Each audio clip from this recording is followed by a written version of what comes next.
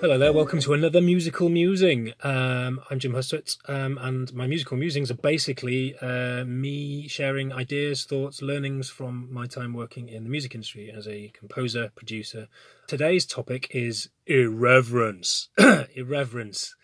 Irreverence is basically the definition of irreverence is not showing the expected respect for official, important, or holy things. Ooh. A while ago, this irreverence popped up on my radar as a concept when I went to see a chat by a guy. It was more than a chat; it was a talk by a guy called John Hegarty.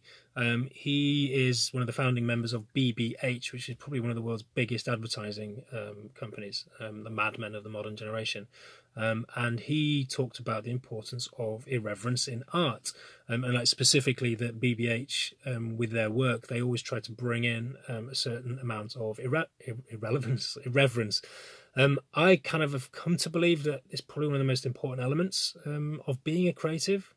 And in the artistic sense, I think irreverence is all about sort of daring to challenge the norm or kind of take risks. And I'd go so far as to say that actually being averse to that, being averse to taking risks, will actually stifles creativity. Creativity is all about just letting it flow and doing crazy shit, and hopefully, it works. Maybe it doesn't, but that's for you to decide. So I'm currently working on releasing a couple of artists who I believe very strongly in. And I was watching YouTube, wasting time, procrastinating, and I came across loads of videos, loads of live videos. I'm looking specifically at live videos, and I started to get a bit disheartened because I was kind of like, fuck, there is so much music out there. There are so many people releasing music, which in itself isn't a bad thing. It's great that the digital age has opened this up to everyone, but as someone else who's wanting to release music, it's like, how the fuck do you get your music heard when there is so much noise out there? That I can't answer right now. It's a talk for a different time. But as I was watching more and more and looking at these more and more, I started to realize that they were all basically trying to do the same thing. As in, they were trying to emulate artists that were already very well established. So like Justin Bieber, for example, like Justin Bieber does Justin Bieber really well. So why would anyone choose to listen to Steve Smith from Preston doing a Justin Bieber type thing instead of listening to Justin Bieber? They wouldn't. And I started to wonder whether, this is why a lot of artists flounder, is because they are doing sort of like a copy and paste of something that already exists rather than doing something truly original, or, bringing an element of irreverence. Truly original is really hard to do, but just having something a bit different, a USP, a unique selling point, whatever that may be. So I started to get a bit less disheartened because obviously I sort of realised actually everyone's sort of doing a sort of similar sort of thing.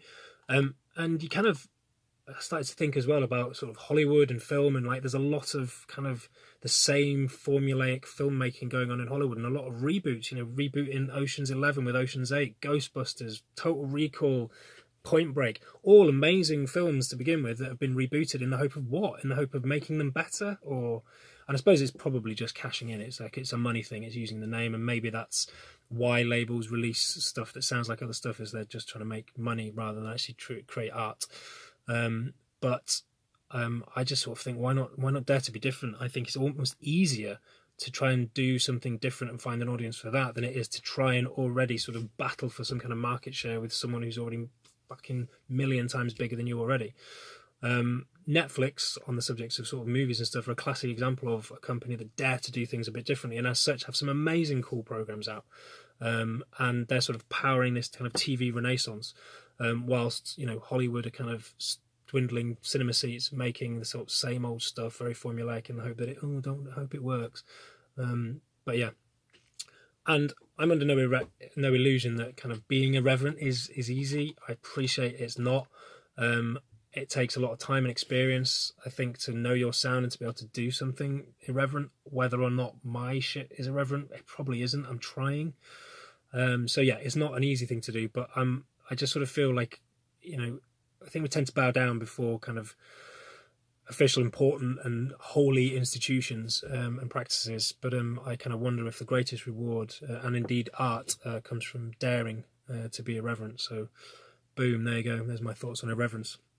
If this has been even remotely useful, helpful, interesting, please share it with someone. Please give it a like, a thumbs up. If you've got anything to add to the conversation, then hit me up in the comments section on YouTube or Facebook. And if you've got anything to add or challenge me or whatever, then get in touch. My blog is larpmusic.com/blog, and you can find me there, or anywhere else.